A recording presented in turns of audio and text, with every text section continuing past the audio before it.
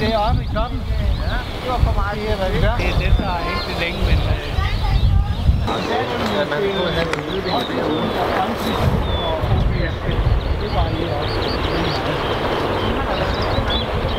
Men hvis forældrefuglene normalt lever 10 år, så er det bare i løbet af de 10 år, at der er 2 af ungerne, der når at kunne sætte unger. Hvis de nu får 3 unger til sammen, der bliver store og voksne, så betyder det jo, at bestanden er vokset 50%. Ikke? Det er altid spændende at komme hen til det næste net, hvad hænger der? Så.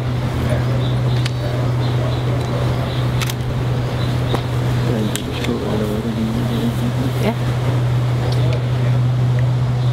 Det laver vi til sidst.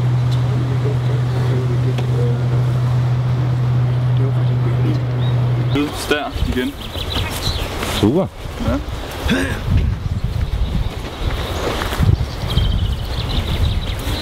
Der var lidt gevinst.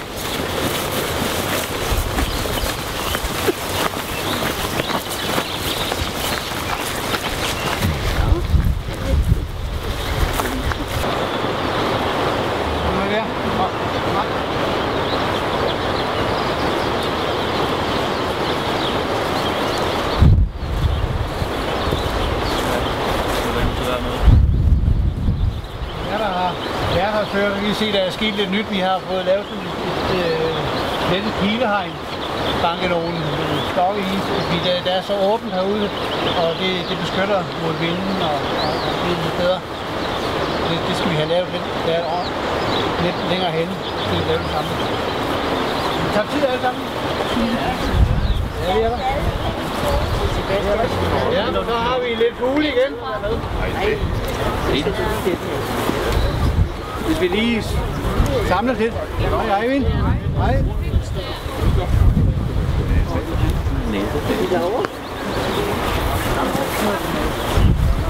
par stykker lidt.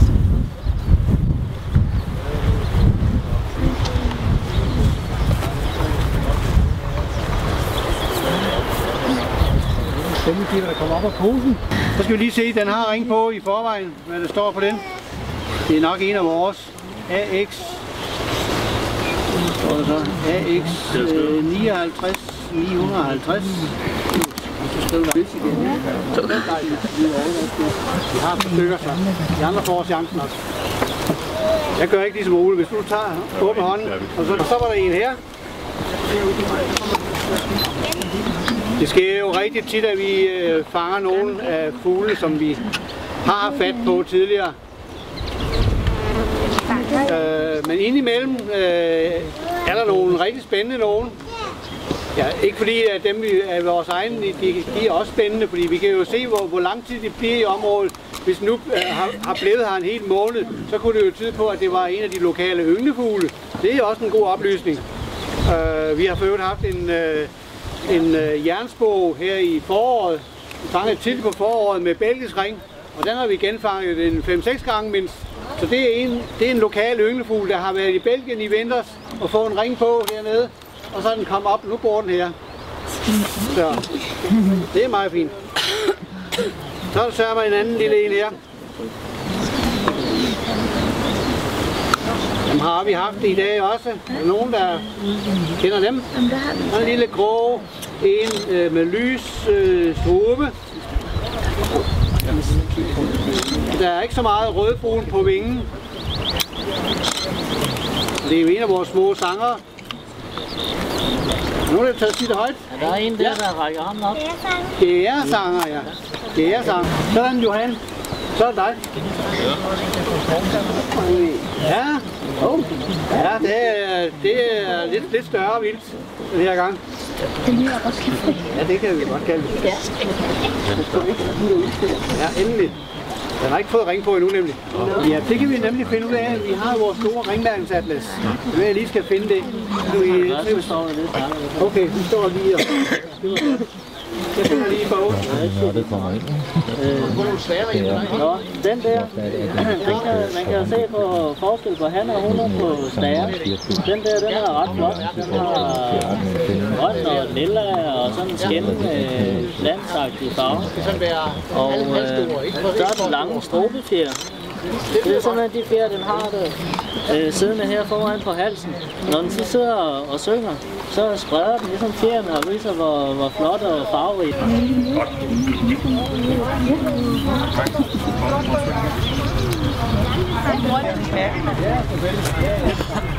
Så er det den, du ikke kan leve. Det er der ikke noget at sige til. Det er der ikke. Der er økologiske frisører, som de kalder dem, som kører med vores grønne. De kunder, det er det, hvad vi finder ud af. De er ikke ramt af krisen. Og de kører altså regn. Vil du være? Jeg vil sige din gang.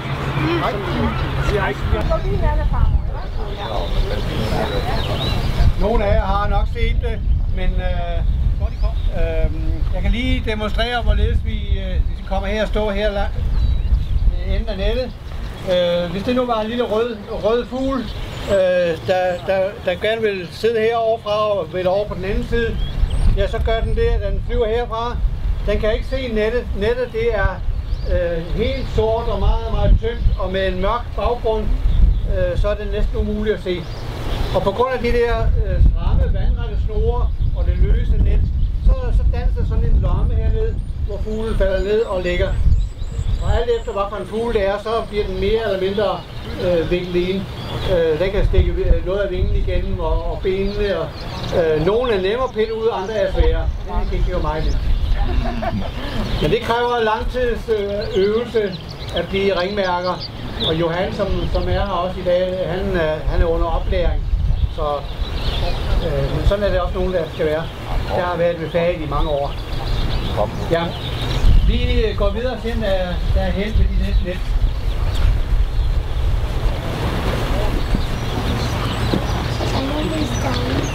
Jeg tror, der bliver. Men altså, de ser alle mulige andre steder, men jeg har rigtig på det. Karamindom ved jeg ikke så meget om.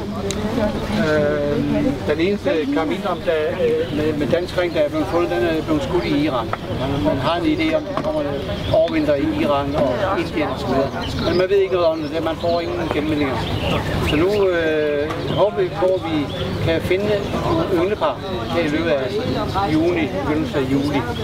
Det skal være ynglepar. Det skal være stationært. En lille chip, man spænder på med en snor rundt om benene og op om, og sidder om på ryggen. Deromme. Med en lille lysfølsom diode og et ur. Så den hvert kvarter, tror jeg, der måler den, om der er lys eller mørke, og så måler den tidspunktet.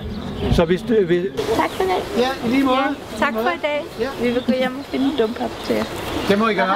Endelig. Ja. Lad os høre, hvis I finder karamindom-pappen. Det skal vi. Fordi det er vores projekt her i det kommende tid. Jeg var lige over at læse, ja. Vi har dumpap, vi har bare ikke karamindom-pap. Nej. Ej, men den finder vi. Lær den stemme. Please to meet you. Nå. Men vi ved det ikke. Den eneste, der er blevet genmeldt af en dansk mærke, det er en, der er skudt i Iran. Så det er derovre, at de skal. Og det er derfor, vi har det her projekt, hvor vi skal sætte lyslokker på, så vi kan få noget at vide om dem. Ja. Okay. Nogen, der trækker igen, så har vi skal jo fange dem igen året efter. Ja. Det er det, der er problemet.